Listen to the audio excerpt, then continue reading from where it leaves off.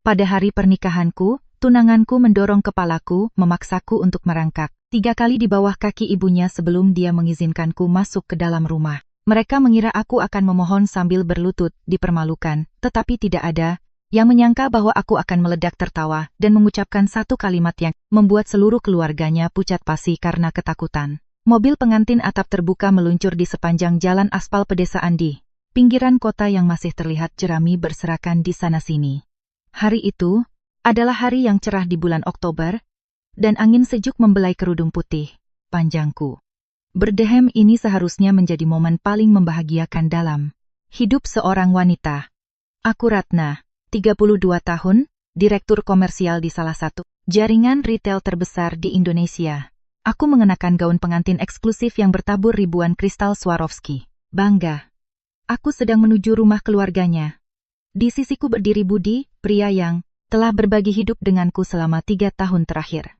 Budi adalah seorang asisten dosen di sebuah universitas negeri, dan gajinya bahkan tidak mencapai 1/10 dari penghasilanku, tetapi hal itu tidak pernah menggangguku. Di dunia bisnis yang kejam dan penuh pengkhianatan, aku hanya mendambakan pelabuhan yang aman. Budi memainkan perannya dengan sempurna, sebagai pria yang berbudi luhur, penuh perhatian, dan selalu bermoral. Aku buta mempercayai bahwa kesederhanaannya yang tampak akan mengimbangi kekurangan finansialnya. Aku bahkan menoleransi ketergantungan yang berlebihan pada ibunya, menipu diriku sendiri bahwa anak laki-laki yang baik pasti akan menjadi suami yang baik. Tapi aku salah. Aku salah besar. Mobil berhenti di depan sebuah rumah tua, berlantai 2 di pinggiran kota kecil di Jawa Tengah. Di sebelahnya didirikan tenda pernikahan, dari mana musik dangdut koplo yang memekakkan telinga bergema. Kerabatnya berkerumun di kedua sisi jalan untuk menyambut pengantin wanita dari kota besar. Aku tersenyum. Itu adalah senyum seorang wanita percaya diri yang keluar dari mobil. Aku menggandeng lengan Budi, dan tepat di belakang kami berjalan orang tuaku dengan wajah berseri-seri dan bangga. Namun, senyumku lenyap ketika kami mendekati gapura bunga di pintu masuk. Di sana berdiri Ibu Siti, Ibu Budi, dalam pose yang mengesankan. Dia mengenakan kebaya beludru merah yang mencolok, tetapi sikapnya sangat vulgar. Dia berdiri dengan kaki terbuka lebar, tangan di pinggul, dagu terangkat, dan tatapan menyelidik yang angkuh penuh kedengkian. Tidak ada senyum ramah atau pelukan hangat dari ibu mertua untuk menantu barunya. Di sekitar kami, ratusan mata keluarganya menatap kami. Terdengar bisik-bisik. Mengerutkan kening, aku berhenti dan menatap Budi, tetapi dia, alih-alih campur tangan untuk membelaku, melepaskan lenganku, mundur selangkah dengan ekspresi pengecut dan patuh. Dia menatap ibunya, lalu menatapku. Ibu Siti berdehem, dan suaranya yang melengking dan kasar bergema di atas musik. Dengan bangga dia mengumumkan ke semua orang bahwa keluarga Wijaya memiliki aturan lama mereka sendiri. Dia berkata bahwa pengantin wanita dari kota besar, karena mereka punya uang dan berasal dari keluarga kaya, cenderung sombong, kurang ajar, dan tidak menghormati keluarga suami. Oleh karena itu, sebelum aku melewati ambang pintu ini untuk diakui sebagai bagian dari keluarga Wijaya, aku harus mengetahui tempatku dan menghormati hierarki. Dia menuntut agar sebagai tanda ketundukan, aku berlutut dengan gaun mahal ini dan mencium kakinya di depan semua tamu, lalu merangkak 3 kali. Melewati selangkangannya sebelum dia memberiku segelas air putih tanda penerimaan, sebelum aku bisa masuk ke rumah pernikahan. Jika aku tidak melakukannya, aku tidak akan melewati gerbang ini. Suasana menjadi tegang. Orang tuaku di belakangku membatu, pucat karena terkejut. Para tetangga membelalakkan mata. Beberapa menggelengkan kepala, yang lain tersenyum diam-diam. Menunggu untuk melihat bagaimana pengantin kaya akan dididik oleh ibu mertuanya. Aku lumpuh. Darah mendidih di nadiku dan naik ke kepalaku. Telingaku berdenging. Aku tidak percaya dengan apa yang baru saja ku dengar. Di abad ke-21, seorang wanita berpendidikan tinggi yang membangun kekayaan bernilai miliaran rupiah, dengan tangannya sendiri, dipaksa untuk tunduk pada ritual yang memalukan yang menginjak-injak martabatnya, seolah-olah dia adalah binatang. Di hari pernikahanku sendiri, aku menoleh ke Budi dengan tatapan tajam, mengharapkan reaksi dari pria yang kupilih sebagai suamiku. Tapi Budi tidak menatap mataku, dia melirik ibunya dengan takut-takut, tiba-tiba mengulurkan tangannya yang berat dan mendorong tengkuku dengan keras. Kekuatan pria dewasa itu brutal. Dia ingin memaksaku untuk menundukkan kepalaku, berlutut di depan ratusan orang, menggertakkan giginya dan berbisik kasar di telingaku. Jadilah penurut. Ibuku hanya sedikit mengujimu. Lakukan saja, dan kita akan tenang. Jangan mempermalukan ibuku di depan keluarga. Jangan merusak pernikahan ini yang menghabiskan begitu banyak uang. Seorang wanita, ketika dia menikah, harus mengikuti keluarga suaminya. Mengalah sedikit tidak akan membunuh siapapun. Dorongan di tengkuk itu seperti pukulan palu yang menghancurkan 3 tahun ilusi buta. Itu merobek topeng pria baik dari wajah Budi, mengungkapkan esensi dari manusia yang lemah, pengecut, dan keji. Alih-alih melindungi istrinya, dia bersekutu dengan kebodohan ibunya untuk mempermalukanku. Hanya untuk memuaskan harga diri yang sia-sia dan rasa tidak aman yang mengerikan dari keluarga miskin yang ingin menunjukkan kekuasaan. Mereka mengira aku mencintai Budi sampai kehilangan akal sehat. Mereka mengira bahwa seorang wanita berusia di atas 30 tahun yang sudah mengenakan gaun pengantin di depan semua tamu undangan akan menerima penghinaan, karena takut malu jika pernikahan dibatalkan. Mereka ingin menggunakan tekanan, massa untuk mematahkan martabatku, mengubahku menjadi boneka penurut untuk dimanipulasi nanti dan diperas uangnya, tetapi mereka memilih orang yang salah. Aku, Ratna, tidak pernah tahu apa artinya menerima penghinaan. Aku menegakkan leherku, menggunakan seluruh kekuatan yang telah kulatih selama bertahun-tahun di gym dan mendorong lengan Budi dengan kekuatan sedemikian rupa sehingga dia terhuyung dan hampir jatuh. Aku merapikan lipatan gaunku dan mengangkat kepalaku. Tatapanku tidak lagi menunjukkan keheranan atau rasa sakit, melainkan penghinaan mutlak. Aku menatap Ibu Siti yang berdiri dengan kaki terbuka dan mantan tunanganku yang ketakutan. Dalam keheningan yang mencekam yang terjadi, aku meledak tertawa, tawa yang keras, dingin, dan penuh ironi. Suara tawaku membuat kerumunan itu bergetar. Ibu Siti mengerutkan kening. Budi membelalakan matanya. Aku mengulurkan tangan, merobek bunga dari kerah jasnya, melemparkannya ke tanah, dan menginjaknya dengan hak tinggi sepatuku. Kemudian aku mengangkat daguku dan berkata dengan nada yang cukup keras agar semua kerabatnya, bahkan yang berdiri paling jauh, dapat mendengar setiap kata dengan sempurna. Ibu Siti, Budi, apakah kalian pikir rumah ini adalah istana kerajaan, dan gerbang ini adalah pintu masuk ke kastil, sehingga aku harus merangkak di bawah kaki kalian? Apakah kalian bahkan tahu di mana kalian sebenarnya berdiri? Rumah 2 lantai ini, tanah leluhur Wijaya ini.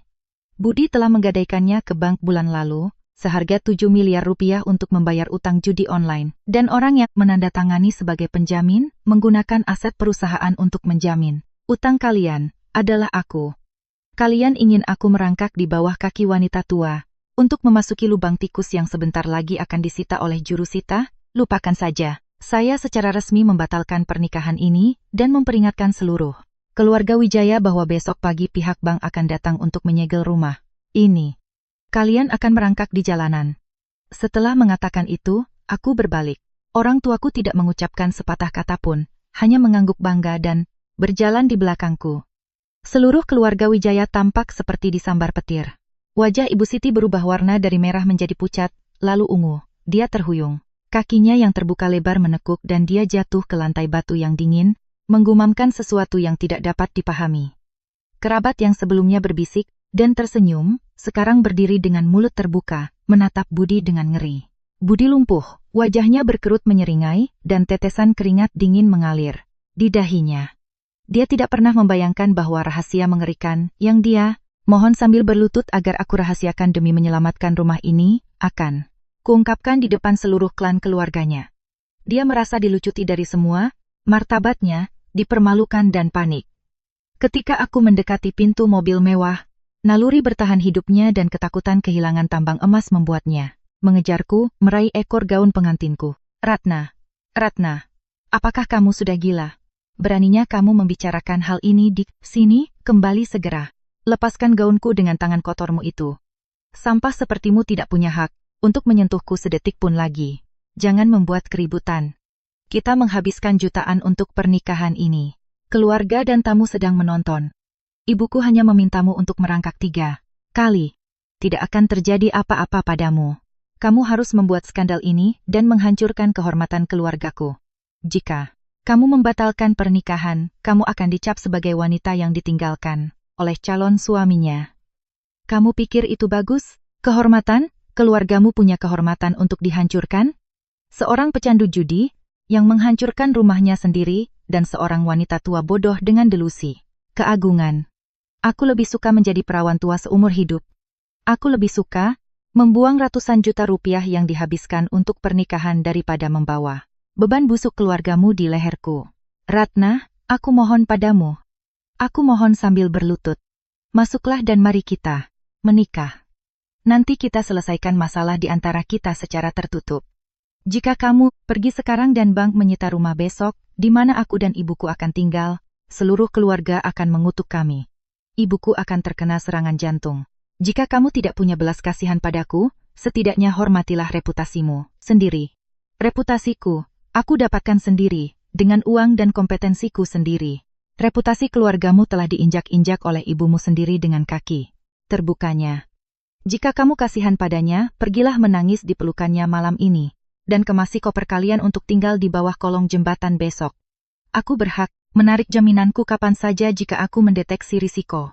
Dan risiko terbesar dari semuanya adalah karakter busukmu. Budi, dasar pengkhianat, kamu menipuku. Kamu ingin menghancurkan keluargaku, kan? Jika kamu tidak menikah denganku, kamu akan membayar kami ganti rugi atas kehormatan dan biaya pernikahan. Sekarang jika kamu berani, datanglah ke perusahaanku dan tuntut itu. Dan, sekarang menyingkir dari jalanku, sebelum mobilku melindas kakimu. Kamu pikir, karena kamu punya uang, kamu bisa mempermalukanku? Aku tidak akan membiarkanmu. Tenang, kamu akan menyesali ini. Aku sudah menyesal. Aku menyesal telah menyia-nyiakan 3 tahun hidupku untuk tumpukan sampah. Aku menutup pintu mobil dan menyuruh sopir untuk melaju menuju Jakarta Pusat. Tanpa pernikahan, tanpa pesta. Mobil pengantin atap terbuka berbalik dan melaju lurus ke pusat kota, meninggalkan tenda merah di belakang dalam kekacauan total, tampak seperti sarang semut yang disiram air panas. Di dalam mobil begitu sunyi sehingga aku bisa mendengar suara napasku sendiri yang kelelahan.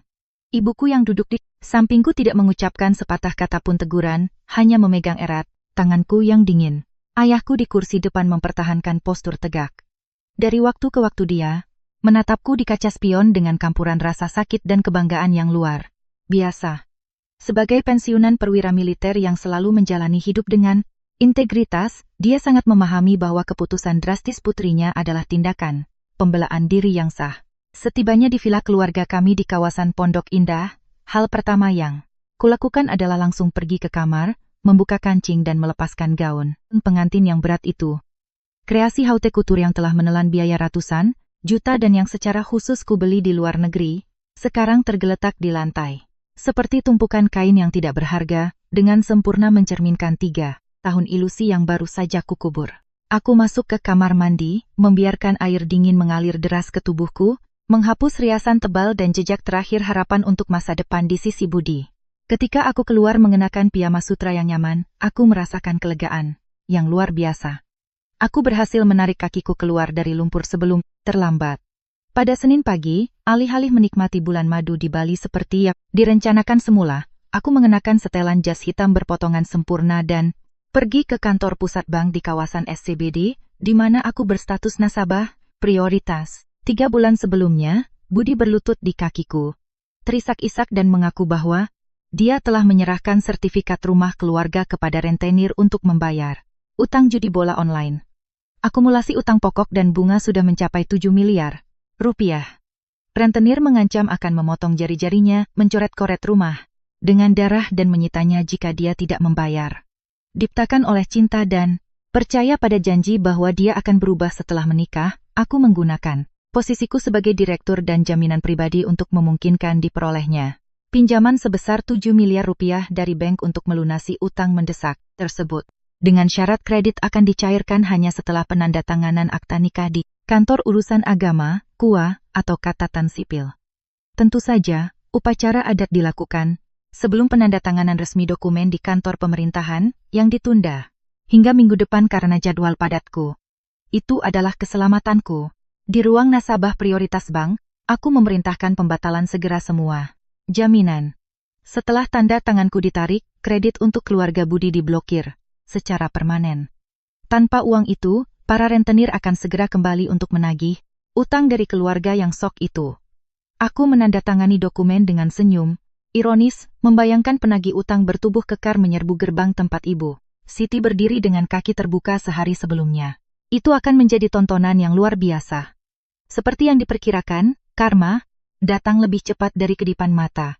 Pada Rabu sore, gerbang besi tempat rumahku bergetar karena pukulan keras, disertai teriakan dan hinaan yang mengganggu ketenangan jalanan. Melalui kamera pengawas, aku melihat wajah Ibu Siti yang marah dan merah padam dengan Budi di sisinya, tampak menyedihkan ditemani oleh beberapa bibi yang cerewet dari keluarganya. Mereka menyewa taksi online dan datang dari pinggiran kota ke rumahku di Pondok Indah untuk membuat keributan. Aku hampir menelepon polisi, tetapi ayahku menghentikanku. Dengan ketenangannya yang biasa, dia mengenakan kemeja batik, lengan pendek dan keluar ke halaman. Aku mengikutinya saat gerbang perlahan terbuka. Ibu Siti melompat ke depan seperti binatang buas yang gila, mencoba meraih kerah bajuku, tetapi ayahku mengulurkan lengannya yang kuat dan mendorongnya menjauh. Gerakan itu tidak kasar, tetapi memiliki otoritas yang cukup untuk membuat wanita tua itu terhuyung dan hampir jatuh menimpa Budi. Karena frustrasi, dia duduk di ambang pintu gerbang batu, memukulkan tangannya ke tanah dan berteriak, "Orang-orang, ayo lihat. Keluarga ini menggunakan uang untuk menindas orang miskin. Putri mereka menerima hadiah kami. Dia mengenakan gaun yang dipilih putraku. Dan di depan gerbang rumah kami dia mundur dan meludahi keluargaku. Sekarang dia bersekutu dengan bank untuk mengambil rumah dari putraku.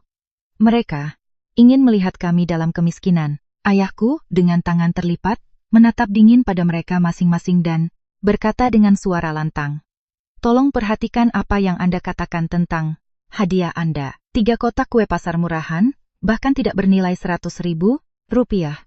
Sementara putri saya menghabiskan ratusan juta untuk jamuan makan dan dekorasi di pesta Anda, menerima hadiah Anda sebagai imbalan untuk merangkak di antara kaki Anda. Kami membesarkan putri kami menjadi wanita sukses, direktur dari ratusan karyawan. Bukan untuk menikah dengan keluarga tanpa moral yang menginjak-injak martabat manusia." Melihat ketegasan ayahku, Budi mengubah taktik. Dia maju, selangkah meneteskan air mata buaya. "Pak Wiryo, saya tahu saya telah melakukan kesalahan. Ibu saya bertindak karena tradisi lama dan saya sudah menegurnya. Tapi Ratna kejam.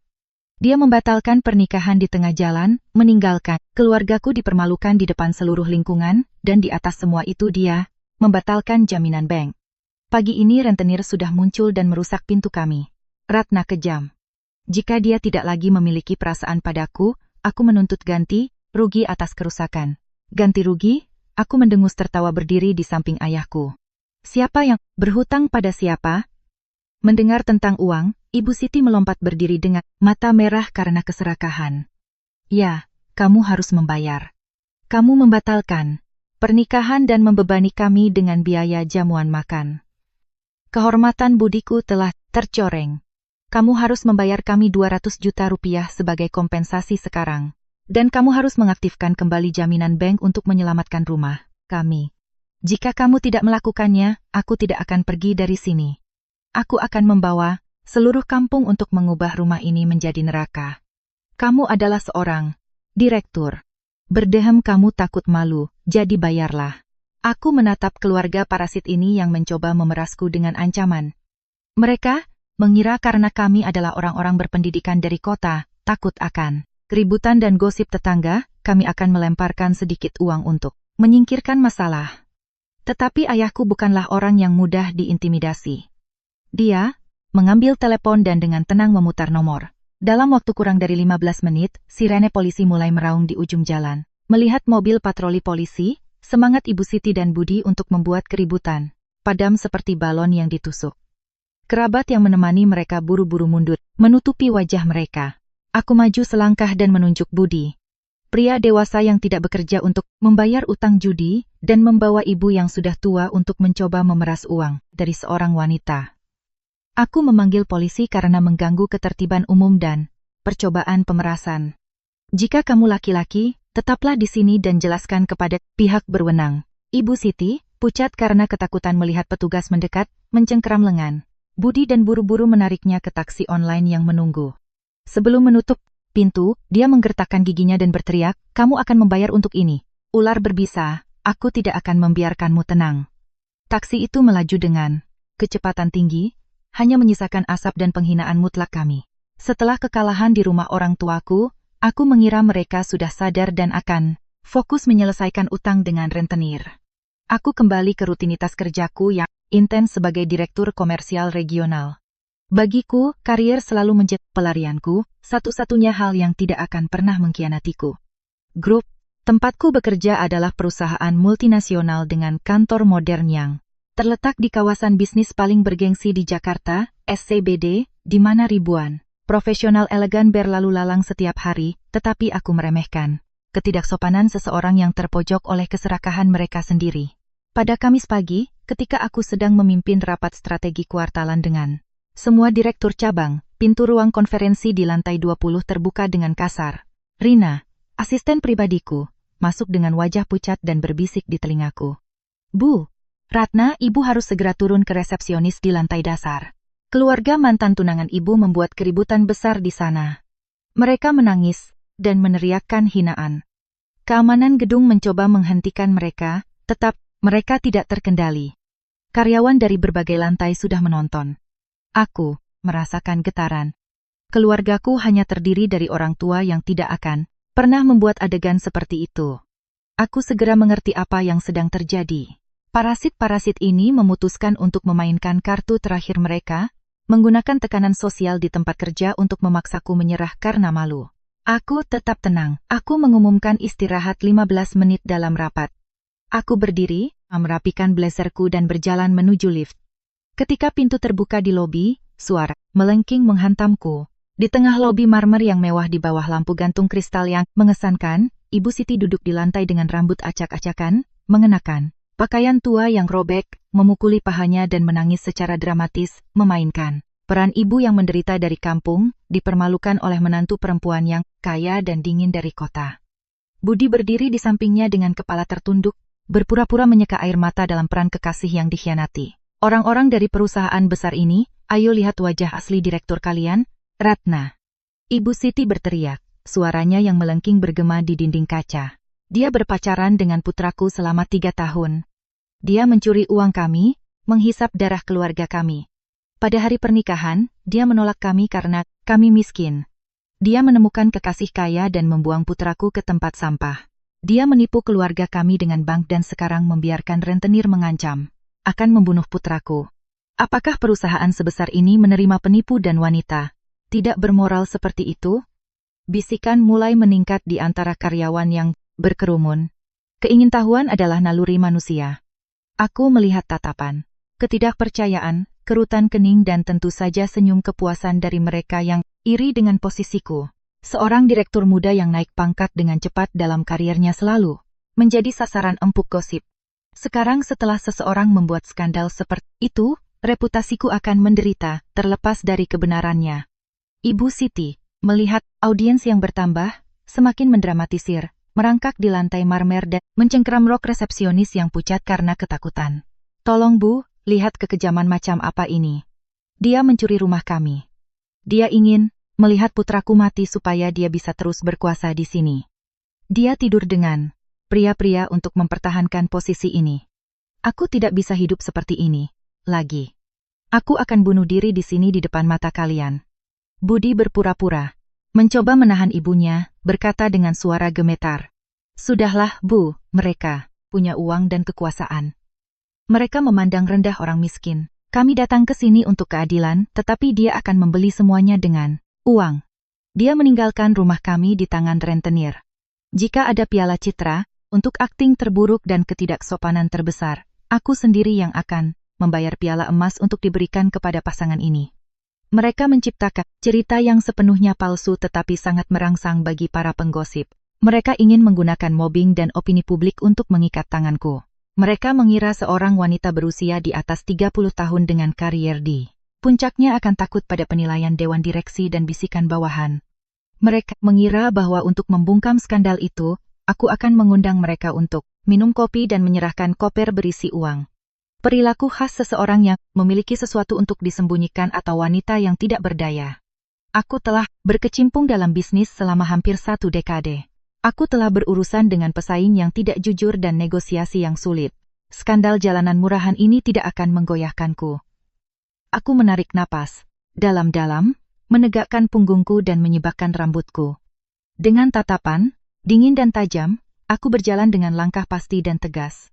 Suara hak tinggi, sepatuku yang menghantam marmer bergema dengan otoritas. Kerumunan secara otomatis membelah, membuka jalan bagiku ke tengah lobi. Ketika aku berhenti sekitar 3 meter dari mereka, Ibu Siti mengangkat matanya dengan kilatan kemenangan. Dia mengira aku telah menyerah. Budi juga melihat dengan kilatan tantangan pengecut. Pertarungan psikologis di wilayahku sendiri baru saja dimulai. Aku berdiri dengan tangan terlipat, menatap mereka dari atas. Keheningan mutlak terjadi di lobi. Aku tidak terburu-buru untuk berbicara, tidak membenarkan diriku sendiri, tidak menunjukkan kemarahan. Keheningan dinginku dan tatapan penghinaan yang mendalam mulai membuat Ibu Siti merasa tidak nyaman. Rencananya, untuk melihatku panik atau memohon agar mereka meninggalkan gedung telah gagal. Melihatku tak tergoyahkan seperti patung, dia mencoba meningkatkan drama dengan menunjukku untuk mulai berteriak.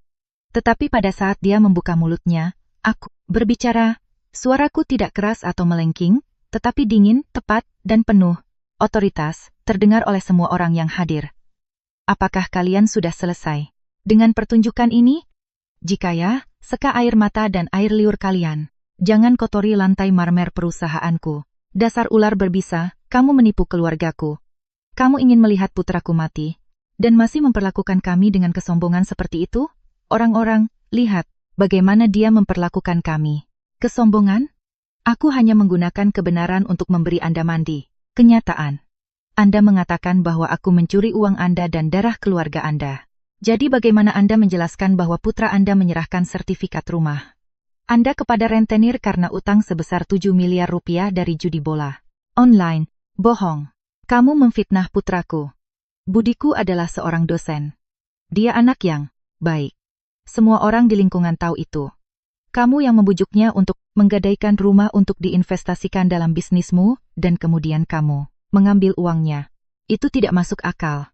Seorang direktur dengan pendapatan puluhan juta rupiah per bulan harus membujuk asisten dosen di universitas negeri untuk menggadaikan rumah tua untuk berinvestasi dalam bisnis.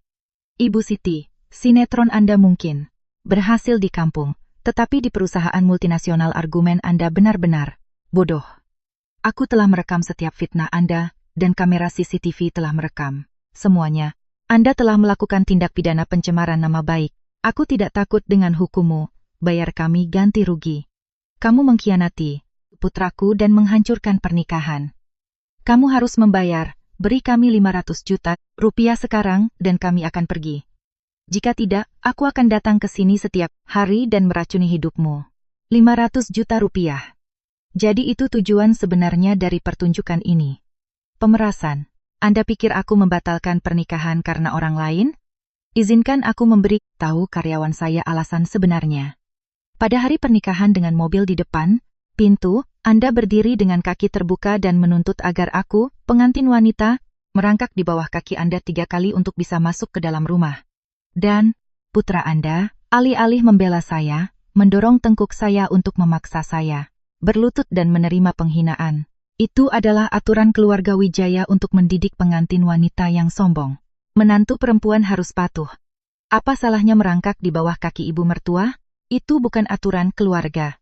Itu adalah tradisi vulgar dari orang-orang bodoh dan frustrasi yang menggunakan penghinaan terhadap orang lain untuk menyembunyikan kemelaratan mereka sendiri. Aku membatalkan pernikahan bukan karena perselingkuhan, tetapi karena aku menolak menyebut wanita tua yang serakah sebagai ibu dan seorang pengecut pecandu judi yang menghancurkan rumahnya sendiri sebagai suami. Kalian menggunakan kebodohan untuk menghancurkan hidup kalian sendiri, sekarang kalian datang ke sini menuntut uang. Kata-kataku jatuh seperti pukulan palu. Kerumunan bergumam karena terkejut. Kebenaran tentang penghinaan yang dipaksakan dan utang judi benar-benar membalikkan skenario. Tatapan ketidakpercayaan berubah menjadi rasa jijik dan penghinaan yang mendalam yang ditujukan kepada Ibu Siti dan Budi. Beberapa karyawan tidak dapat menahan kemarahan mereka. Pecandu judi dan masih ingin memaksa istrinya untuk merangkak di bawah kaki ibunya. Dasar kampungan, Budi mendengar hinaan itu menjadi pucat karena malu. Kebanggaan sebagai asisten, dosen hancur di depan mata semua orang. Dia mencengkeram lengan ibunya. Bu, bangun. Ayo pergi dari sini. Mereka mempermalukan kita. Tetapi Ibu Siti, didorong oleh keserakahan, mencoba langkah putus asa terakhir. Dia melompat berdiri, dengan mata merah karena marah dan bergegas ke arahku. Dengan tangan terangkat untuk menamparku. Dasar ular berbisa, kamu akan membayar untuk ini. Sebelum dia menyentuhku, dia dihentikan oleh kekuatan brutal.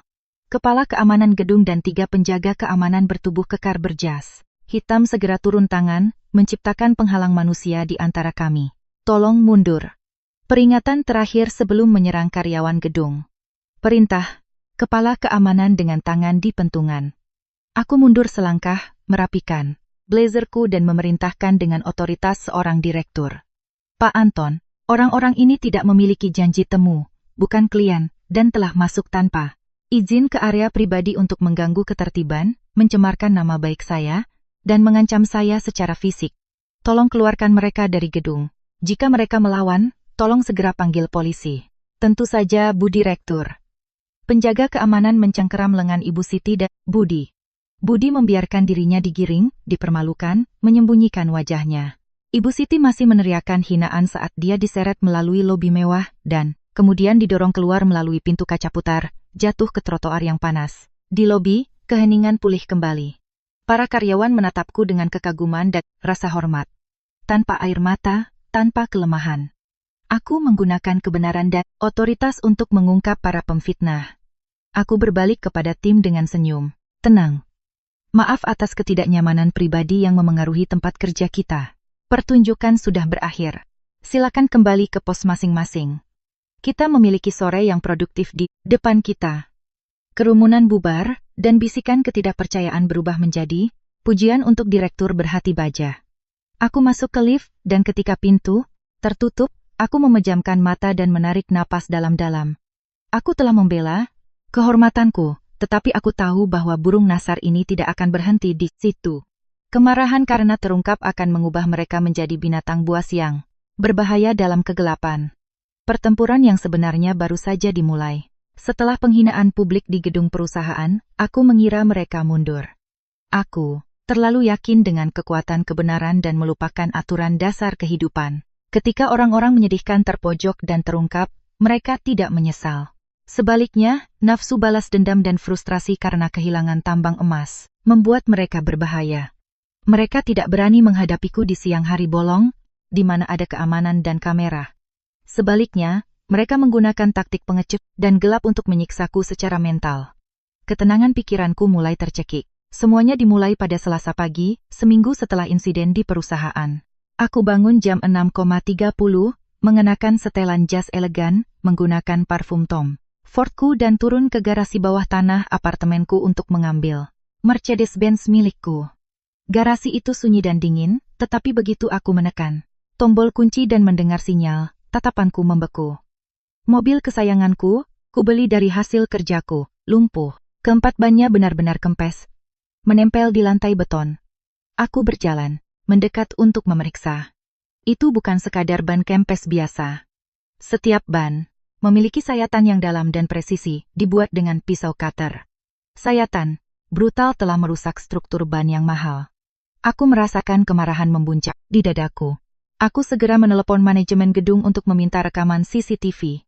Sayangnya, tempat parkirku berada tepat di titik buta karena kamera di lorong yang rusak malam sebelumnya dan belum diperbaiki. Penjaga keamanan hanya melihat 2 siluet, mengenakan jas hujan hitam dan helm sepeda motor di atas sepeda motor tanpa pelat nomor berputar-putar di garasi sekitar jam 3 pagi tanpa bukti visual yang jelas atau wajah yang dapat dikenali. Dan meskipun aku tahu persis siapa, dalangnya si pengecut Budi. Hukum membutuhkan bukti nyata. Aku harus menelan harga diri, memanggil mobil derek untuk membawa Mercedes untuk mengganti ban, yang merugikanku jutaan rupiah dan naik taksi online ke kantor. Ban yang ditusuk hanyalah awal dari kampanye teror psikologis yang terencana dengan baik. Malam itu, gangguan berubah arah, menargetkan langsung tidur dan sistem sarafku. Tepat pukul 20.15 pagi, saat aku tertidur lelap, telepon mulai berdering keras. Dalam kesunyian malam, Suara melengking itu menyentakku. Jantungku berdebar kencang. Aku mengambil telepon dari meja samping tempat tidur. Layar menyala. Dengan nomor pribadi tanpa identifikasi, berpikir itu mungkin mitra internasional dari zona waktu lain atau keadaan darurat di tempat kerja. Aku menjawab, "Halo, Ratna." Di sisi lain hanya ada keheningan yang mencekam. Mengerutkan kening, aku mengulangi. "Halo, siapa ini?" Pada saat itu, aku mendengar napas berat dan teratur melalui gagang telepon dengan cara yang tidak wajar. Disertai dengan suara gesekan seperti kuku yang menggaruk permukaan dan cekikikan tertahan yang melengking. Itu adalah tawa yang sangat pelan, tetapi cukup untuk membekukan darah di nadiku. Aku segera mengenali tawa Ibu Siti. Mereka tidak menghina atau mengancam secara verbal. Mereka menggunakan keheningan yang meresahkan ini untuk menebar ketakutan. Aku segera menutup telepon dan memblokir nomornya, tetapi 5 menit. Kemudian nomor pribadi lain menelepon. Mengulangi skenario yang persis sama. Ini berlangsung sepanjang minggu.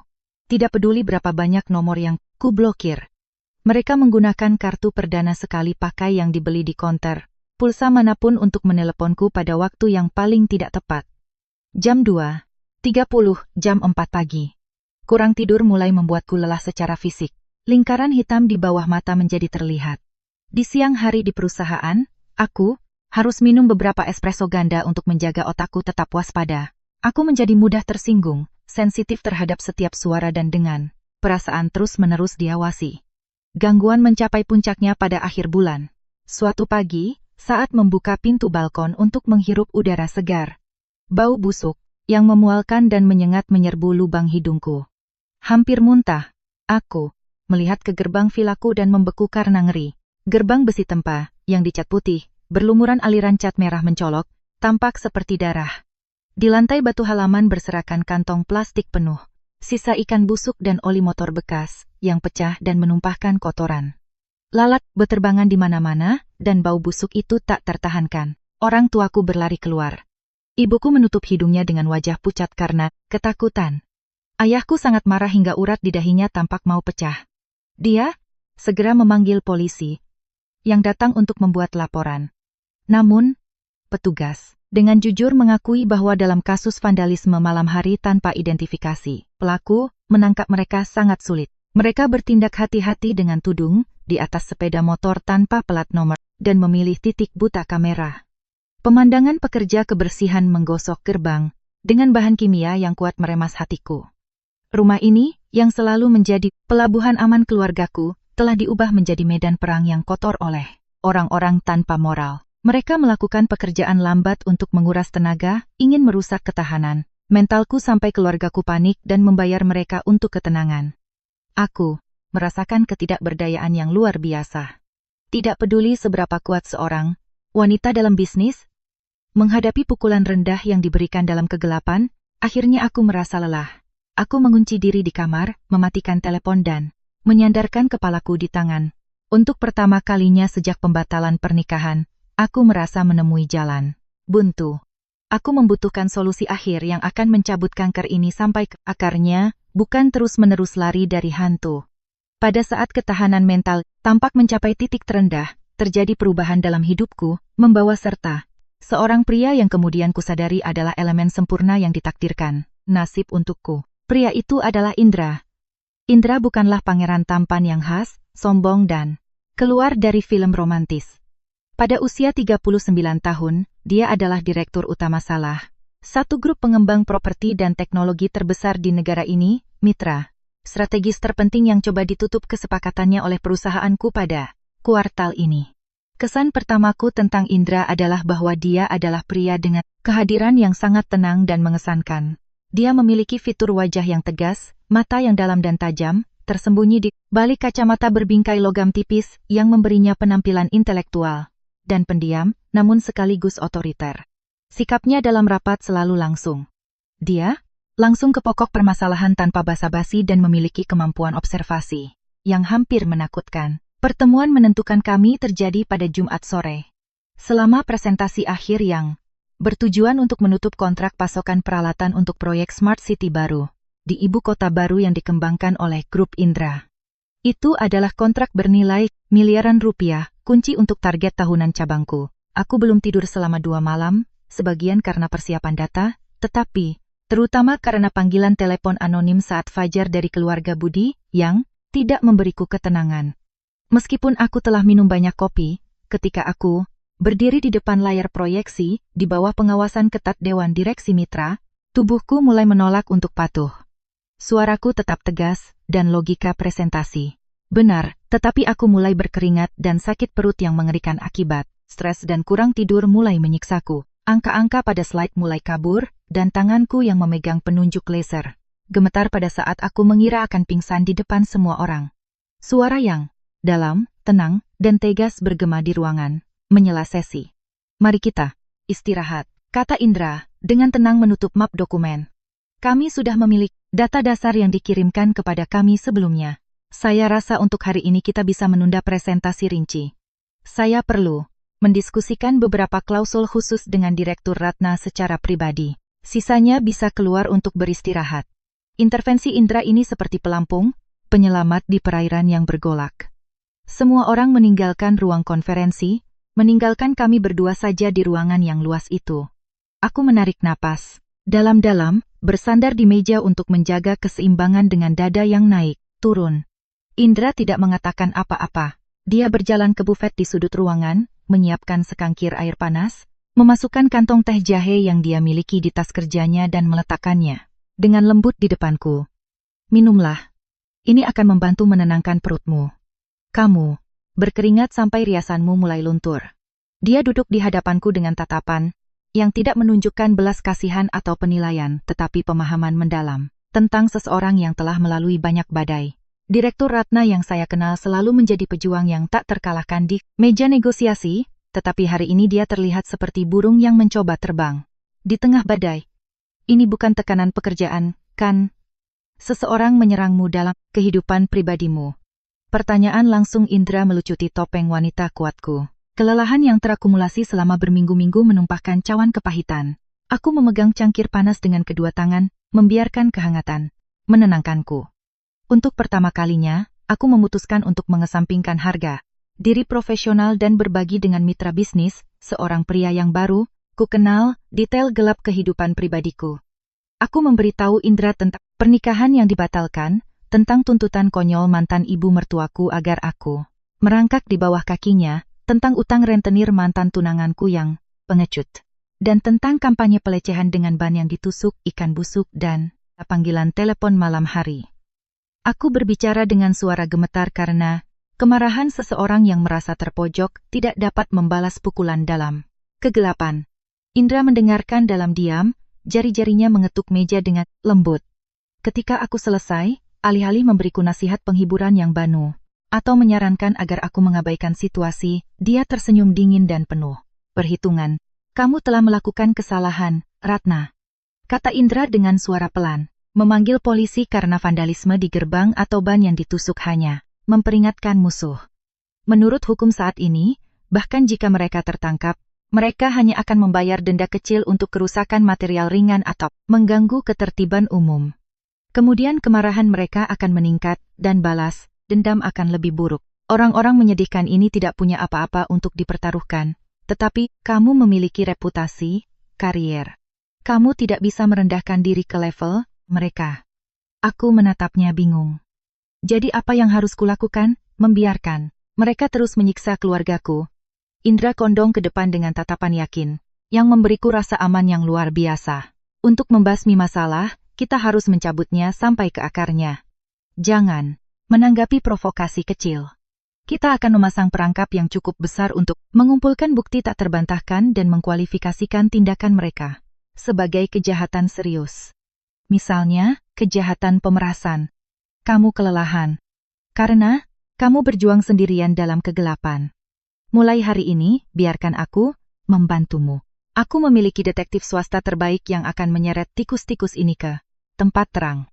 Tekad dan ketegasan Indra membuat jantungku berdetak lebih kencang. Sejak pembatalan pernikahan, aku selalu bersikap defensif, melindungi diriku sendiri. Tidak ada pria yang pernah berdiri untuk membelaku dengan cara yang begitu praktis dan cerdas. Berbeda dengan kepengecutan Budi, Indra menggunakan pengaruh, kecerdasan, dan sumber dayanya untuk membela seseorang yang membutuhkan. Pada saat itu, aku tahu bahwa aku telah menemukan pelabuhan yang sebenarnya, seorang mitra yang siap membantuku membereskan kekacauan dari masa lalu. Sejak percakapan di ruang konferensi itu, hubunganku dengan Indra berkembang pesat, melampaui batas kemitraan bisnis. Dia menepati janjinya, diam-diam menyewa penjaga keamanan untuk menjaga rumahku dari jauh dan mempekerjakan tim detektif berpengalaman untuk menyelidiki keluarga Budi. Dengan Indra di sisiku, aku mendapatkan kembali kepercayaan diriku. Aku mulai tidur nyenyak dan makan dengan baik lagi. Cahaya direktur yang percaya diri kembali ke wajahku. Pada akhir minggu, untuk merayakan penandatanganan resmi kontrak antara perusahaan kami dan sebagai ucapan terima kasih, aku menerima undangannya untuk makan malam. Indra memilih restoran Perancis yang mewah di teras Hotel Bintang 5 di pusat Jakarta. Interiornya memiliki desain klasik dengan lampu hangat yang memantul, lampu gantung kristal dan suara biola yang lembut menciptakan suasana romantis dan eksklusif. Aku mengenakan gaun sutra merah tua dengan potongan yang canggih, dan rambutku disanggul elegan, duduk di hadapan Indra, yang mengenakan setelan jas biru tua yang dirancang dengan sempurna. Aku mengamati saat dia mengangkat gelas anggur merah untuk bersulang. Selamat atas kesuksesan proyek dan aku senang melihat senyummu kembali, katanya dengan tatapan penuh kasih sayang. Aku membalas senyumnya, siap menjawab, ketika keributan tiba-tiba mengganggu keharmonisan tempat itu. Langkah kaki yang berat dan suara pertengkaran di pintu masuk restoran membuat beberapa pelanggan membuang muka dengan kesal. Aku berbalik dan pada saat itu, senyumku membeku. Menembus penghalang tak berdaya dari dua pelayan, Ibu Siti dan Budi menyerbu masuk ke teras, menuju meja kami seperti binatang buas yang kelaparan. Penampilan mereka sangat mengerikan di lingkungan yang canggih ini. Ibu Siti mengenakan daster kusut, sandal jepit, dan rambut acak-acakan. Budi mengenakan kaos oblong pudar dengan wajah pucat dan mata merah karena marah. Rupanya mereka telah mengikutiku sejak keluar dari perusahaan. Mereka menunggu di pintu hotel dan memanfaatkan kesempatan untuk masuk dan membuat keributan. Aku menangkapmu, wanita tak tahu malu, teriak Ibu Siti, suaranya yang melengking membelah melodi biola. Dia berjalan ke meja kami dengan tangan di pinggul, menunjukku dengan jarinya. Kamu menolak keluargaku karena kami miskin. Kamu membatalkan pernikahan dengan budiku untuk bergaul dengan orang kaya tua ini. Lihat dia. Dia mencuri uang kami. Dia meninggalkan putraku dalam kemiskinan untuk makan steak mahal dan minum anggur Prancis dengan pria lain. Budi juga memainkan perannya sebagai kekasih yang dikhianati. Dia maju selangkah, memukul dadanya dan berpura-pura sangat kesakitan. Ratna, kamu kejam. Kamu meninggalkanku demi pria kaya? Itu masih bisa kutahan. Tapi kenapa kamu harus mengambil rumah kami? Kenapa kamu membatalkan jaminan bank? Sehingga rentenir datang dan mengancam akan membunuh kami setiap hari. Aku sudah memohon padamu sambil berlutut dan kamu terus bermain dengan orang ini. Di restoran terjadi kekacauan. Pelanggan asing di meja sebelah mengerutkan kening dengan kesal. Manajer restoran yang berkeringat karena gugup memanggil keamanan melalui radio. Aku merasakan darah mendidih di nadiku, menjadi sasaran pementasan yang absurd ini. Aku hampir berdiri dan melemparkan segelas anggur padanya untuk menutup mulut kotor itu. Namun, sebelum aku melakukannya, Indra mengulurkan tangan dan meletakkannya dengan lembut di tanganku, memberiku isyarat untuk duduk. Kehangatan dan ketegasan sentuhannya menenangkanku. Indra tidak menunjukkan kemarahan atau kepanikan. Dia dengan tenang meletakkan peralatan makan, menyeka mulutnya dengan serbet dan berdiri tanpa tergesa-gesa. Posturnya yang tinggi dan bahunya yang lebar benar-benar melindungiku, menciptakan penghalang yang kokoh terhadap agresi mereka. Dia memasukkan tangannya ke saku dan melemparkan tatapan dingin pada Ibu Siti dan Budi. Kehadiran otoriter seorang direktur utama yang terbiasa memberi perintah, membuat Budi secara naluriah mundur, menelan ludah. Apakah kalian sudah selesai dengan pertunjukan ini? Tanya Indra. Suaranya tidak keras, tetapi nada yang dalam dan mengancam membekukan suasana di sekitar.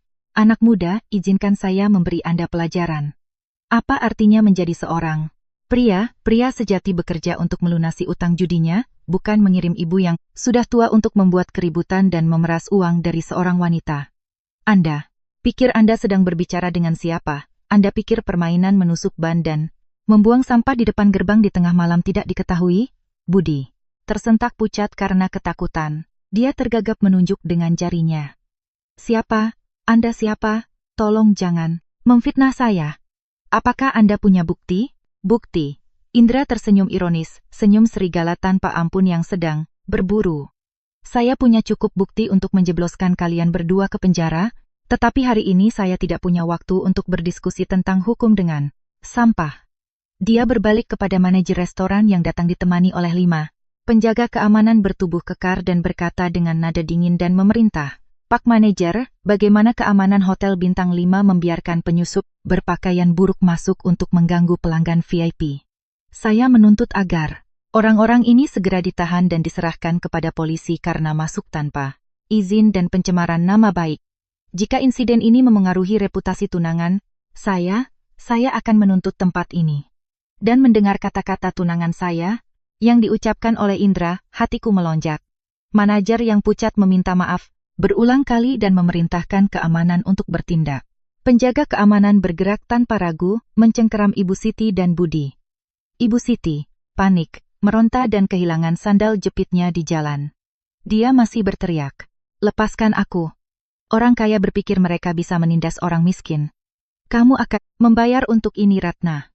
Aku akan mengungkapkanmu di internet, agar seluruh negeri melihat wajah aslimu.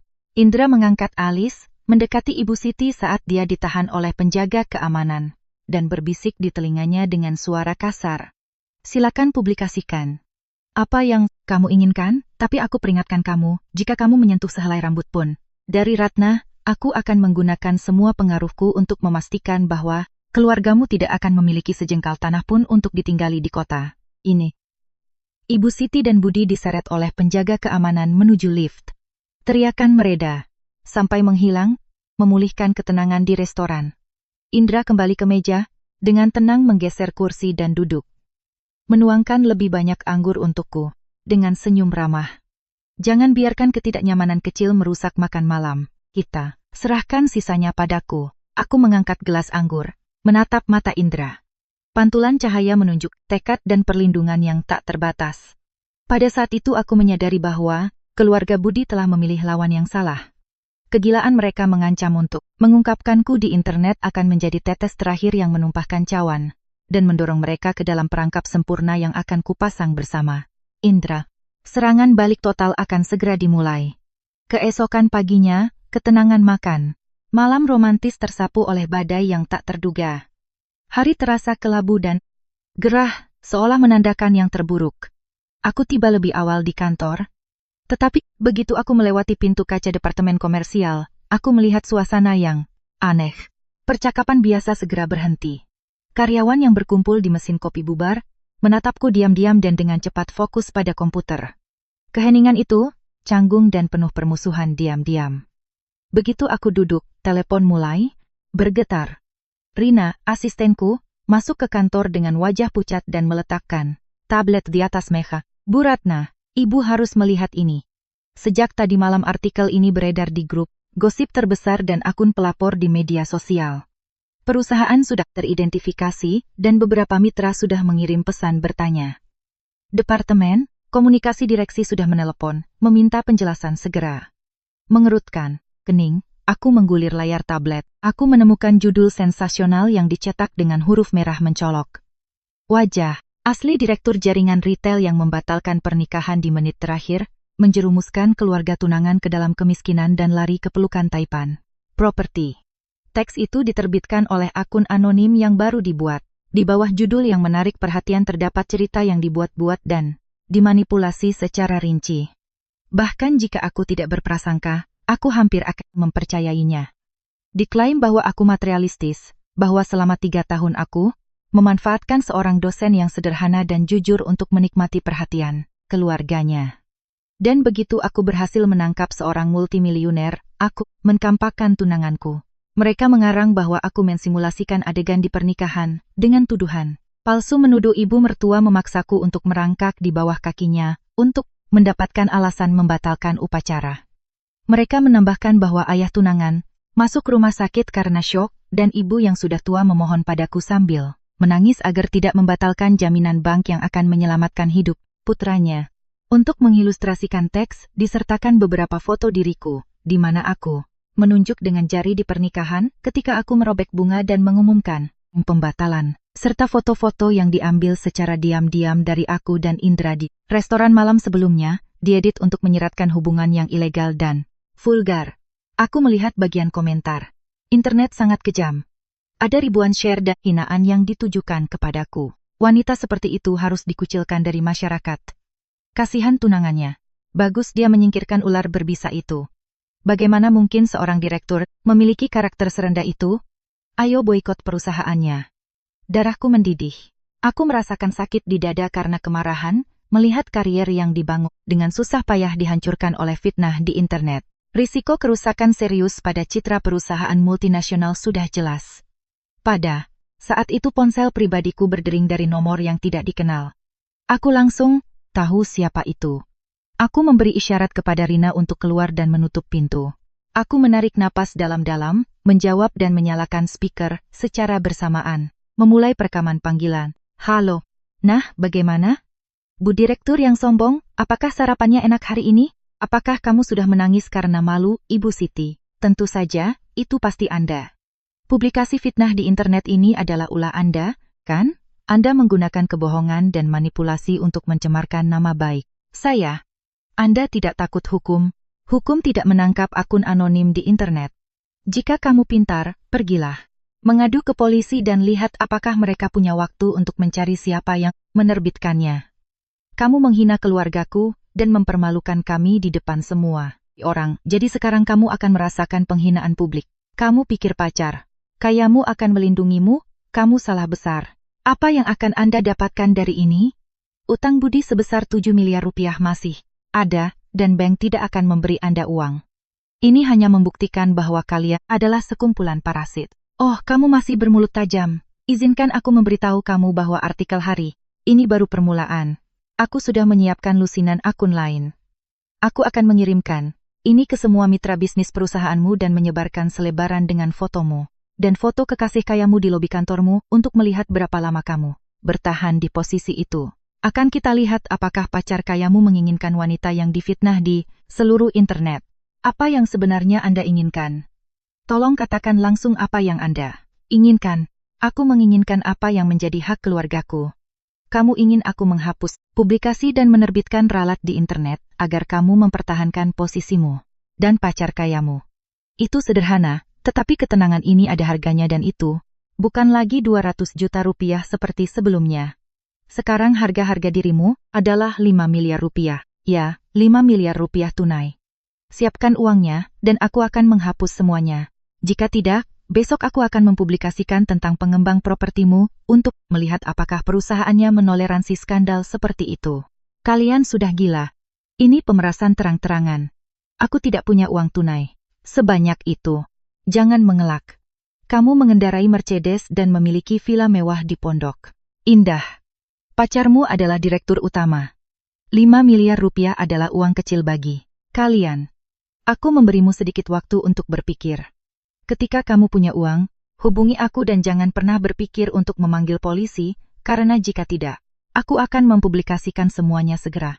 Ingat, kehormatanmu ada di tanganku. Panggilan berakhir. Aku duduk diam di kursi. Tanganku gemetar, bukan karena takut, tetapi karena kemarahan yang tertahan bercampur dengan perhitungan dingin. Mereka baru saja menandatangani hukuman mereka sendiri. Rekaman ini adalah bukti kunci yang kutunggu-tunggu. Keserakahan mereka mengubah tindakan kecil gangguan ketertiban menjadi kejahatan, pemerasan yang serius. Aku tersenyum dingin. Permainan berakhir, Ibu Siti.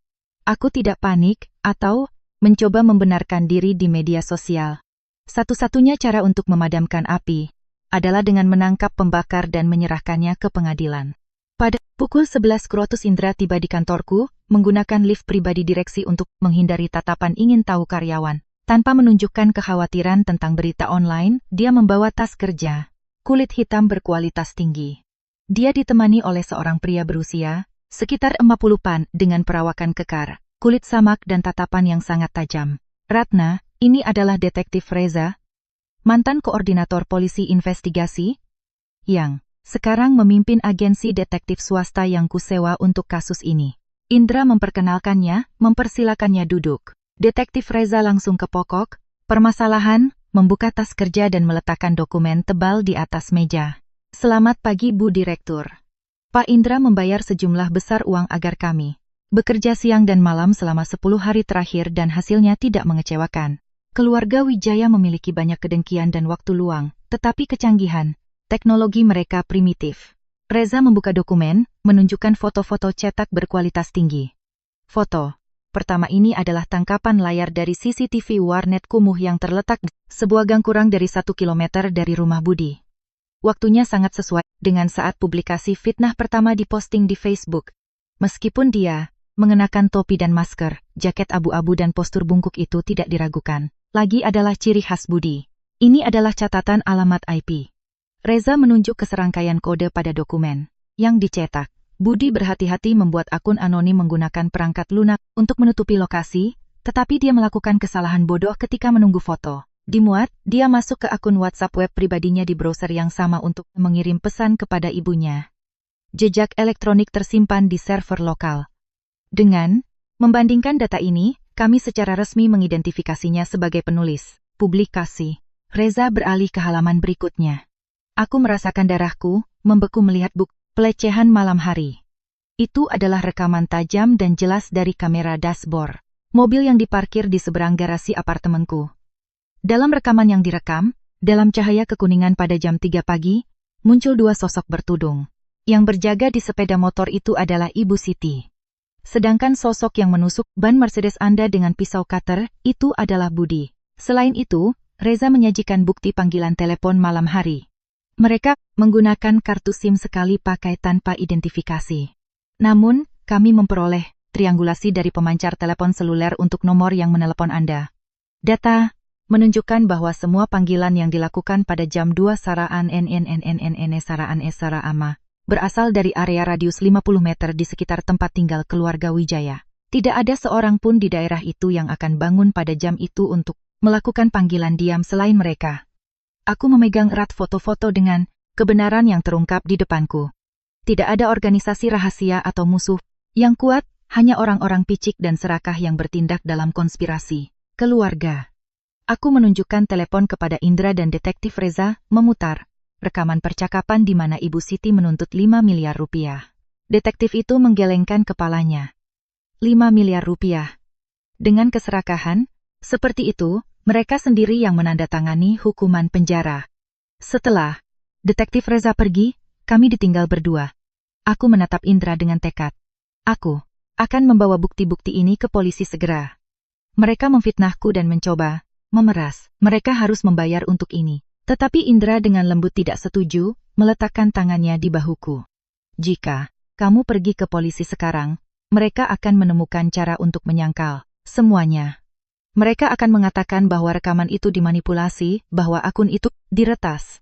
Dan untuk ban yang ditusuk mereka hanya akan membayar ganti rugi kecil.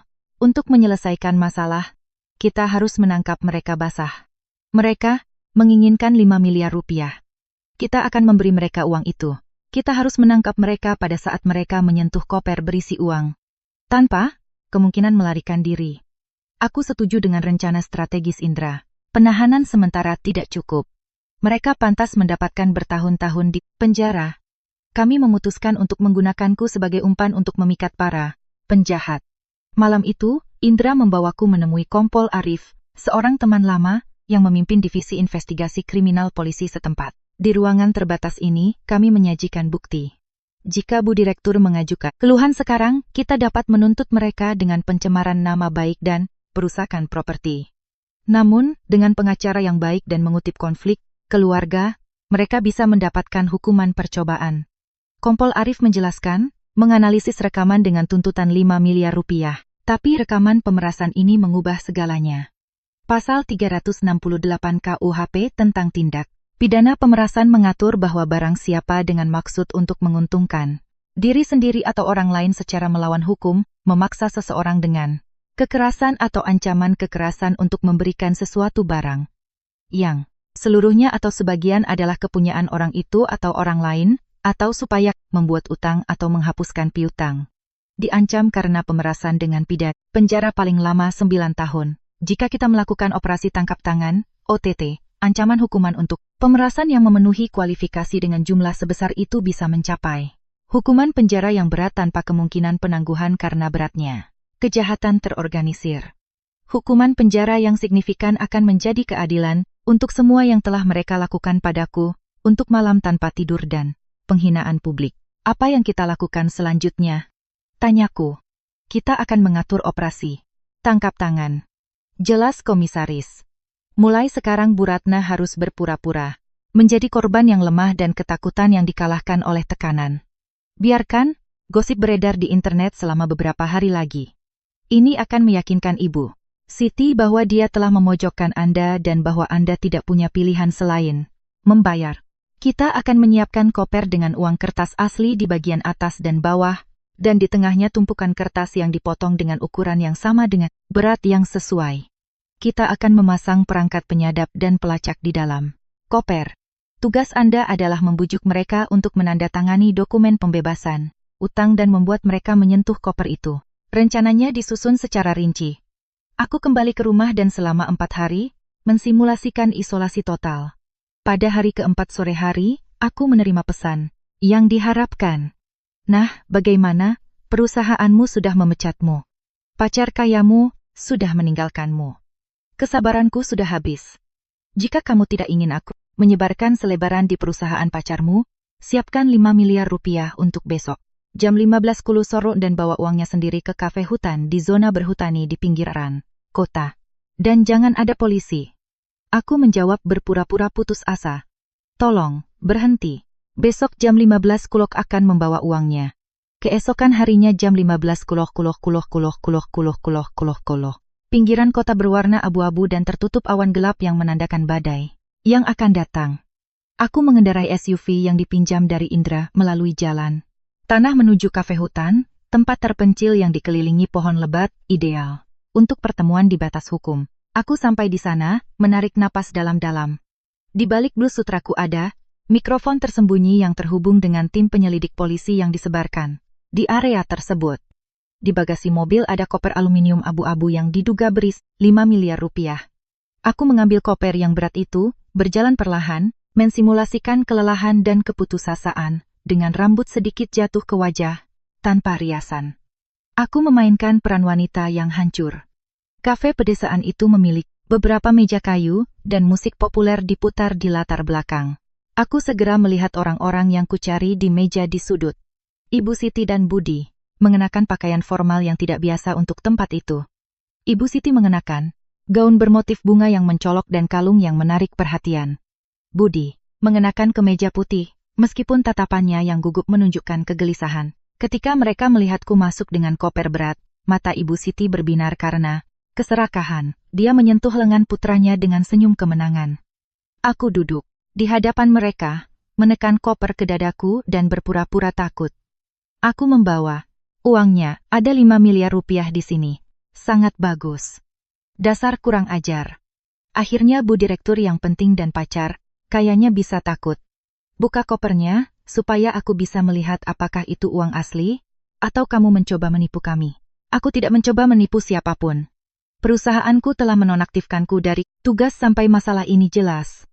Keluarga Indra menuntut penjelasan dariku. Aku kehilangan segalanya. Aku mengumpulkan semua tabunganku untuk uang ini. Aku hanya meminta kalian mengambil uangnya dan menghapus semua publikasi. Akan kita lihat apakah kami akan membiarkanmu tenang. Tergantung pada perilakumu. Jika kamu merangkak di bawah kakiku di pernikahan, kamu akan menghemat uang ini. Berikan kopernya segera. Tunggu sebentar. Aku butuh jaminan bahwa kalian tidak akan menggunakan foto-foto itu lagi untuk memeras lebih banyak uang dariku di masa depan. Kamu tidak dalam posisi untuk menuntut apapun. Jika kamu tidak memberikan kopernya sekarang, besok fotomu akan tersebar di seluruh kota dan bahkan dengan miliaran pun kamu tidak akan membersihkan citramu. Aku tidak keberatan memberikan uangnya, tetapi aku menuntut agar kalian menandatangani dokumen ini, di mana kalian menyatakan bahwa kalian telah menerima jumlah ini sebagai kompensasi dan berjanji untuk menghentikan semua fitnah, penganiayaan, dan kontak di masa depan. Jika tidak, aku lebih suka membuang koper ini ke sungai dan tenggelam bersama kalian daripada diperas seumur hidup. Kamu ingin menipu kami supaya kami dipenjara? Aku tidak akan menandatangani apa pun. Tolong pikirkan baik-baik. Dokumen ini hanya mengacu pada penyelesaian kompensasi pribadi. Jika ada yang bertanya, itu adalah pembayaran sukarela sebagai bagian dari penyelesaian konflik keluarga. Dengan ini ditandatangani, kalian dijamin mendapatkan 5 miliar rupiah untuk membeli rumah baru dan melunasi utang kalian. Apakah kalian lebih suka tetap dengan foto-foto yang tidak berguna dan melihat besok rentenir menyita rumah kalian? Ibu Siti ragu-ragu, tetapi keserakahan berbicara lebih keras. Dia mengambil dokumen yang kukeluarkan dari tasku. Teks itu berisi pernyataan yang jelas bahwa mereka menerima 5 miliar rupiah dari Ratna dan berjanji untuk menghapus publikasi dan menghentikan ancaman. Kamu benar. Gumamnya, menandatangani dengan ceroboh menggunakan pulpen. Kemudian dia memaksa Budi untuk menandatangani, dikalahkan oleh pemandangan koper aluminium. Selesai. Ditandatangani. Sekarang buka kopernya dan berikan kami kodenya. Aku meletakkan koper di atas meja, memberikan kode Tigu. Budi menarik koper itu ke arahnya dan memutar kuncinya. Ketika koper terbuka, pemandangan tumpukan uang kertas yang memenuhi bagian dalam membuat mata Ibu Siti berbinar karena keserakahan. Budi tersenyum rakus dan mengulurkan jari-jarinya untuk menyentuh uang kertas. Polisi, jangan bergerak, terdengar teriakan otoriter di kafe. Pasangan yang duduk di meja sebelah dan yang dianggap Ibu Siti sebagai pelanggan biasa, dengan cepat berdiri dengan senjata di tangan, mengarahkan ke kepala Budi dan Ibu Siti. Pelayan berlari untuk memblokir pintu keluar. Kompol Arif menyerbu masuk dengan petugas bersenjata rompi anti peluru, menutup pengepungan. Dalam beberapa detik, senyum Ibu Siti berubah menjadi ekspresi ngeri. Kakinya lemas dan dia jatuh ke lantai kayu, jelas ketakutan dan mengompol karena panik. Apa ini? Dia yang memberiku uang ini. Teriak wanita tua itu terisak-isak.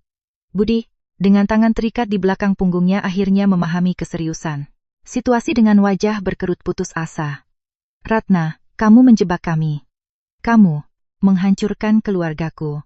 Aku berdiri dengan tenang, merapikan blusku, mempertahankan sikap tenang, dan angkuh terhadap skenario kacau penjahat yang ditahan. Aku berjalan mendekati Budi. Aku tidak menjebak kalian. Keserakahan dan kekejian kalian yang tak terbataslah yang membawa kalian ke sini. 5 miliar rupiah ini adalah harga kehancuran kalian. Sekarang nikmatilah bertahun-tahun di penjara. Aku berbalik dan keluar dari kafe, mengabaikan teriakan keputusasaan. Ibu Siti. Kompol Arif memberikan instruksi mengenai pengangkutan tahanan dan pengamanan bukti. Keluar ke udara segar, aku menarik napas dalam-dalam saat badai akhirnya bubar. Mobil Indra menungguku di pintu masuk. Permainan berakhir dengan kemenangan mutlakku. 3 bulan kemudian, proses pengadilan terbuka dimulai. Aku mengenakan setelan jas putih yang canggih dengan rambut disanggul elegan, duduk di bangku. Untuk penggugat tambahan, dengan orang tua yang bangga di sisiku dan Indra, yang memegang erat tanganku. Ketika pintu yang mengarah dari sel tahanan terbuka, Budi dan Ibu Siti masuk dengan borgol. Mereka tidak bisa dikenali setelah waktu yang dihabiskan di tahanan prasidang. Pucat, kurus, dan jelas hancur. Ibu Siti kehilangan kesombongannya dan berjalan ditopang oleh penjaga. Budi menundukkan kepalanya, mengenakan seragam penjara. Prosesnya cepat, berdasarkan bukti tak terbantahkan yang dikumpulkan. Foto-foto dari warnet, rekaman pemerasan, triangulasi panggilan, video penusukan ban dan dokumen yang ditandatangani oleh keduanya saat tertangkap basah.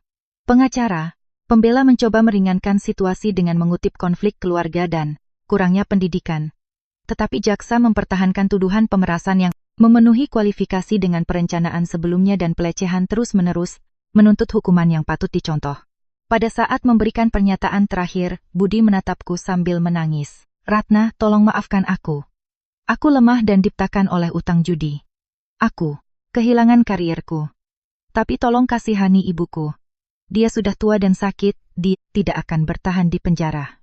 Ibu Siti juga menangis, membungkuk di kursi, terdakwa.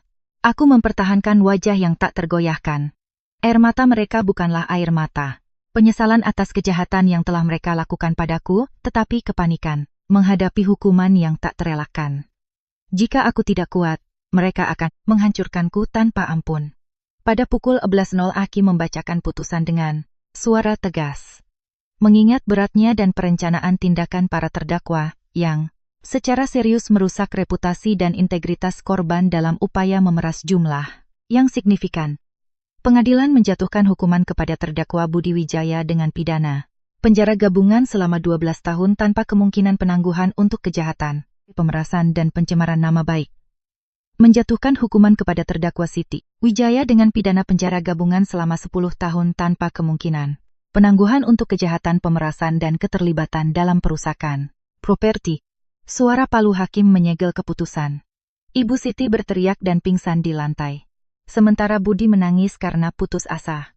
Kerabat mereka menonton dalam diam. Tak berdaya. Itu adalah akhir dari keserakahan mereka. Aku keluar dari pengadilan dengan kepala tegak, meninggalkan masa lalu di belakang.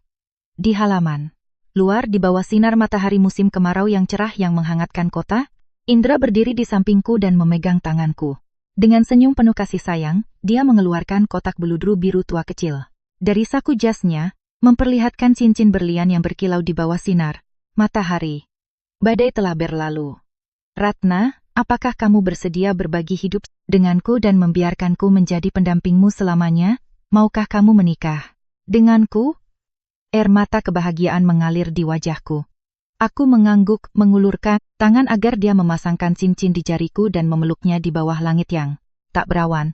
Hidup memberi penghargaan kepada mereka yang memiliki keberanian untuk menghadapi sampah dari masa lalu untuk melangkah menuju masa depan yang penuh kedamaian dan rasa hormat timbal balik.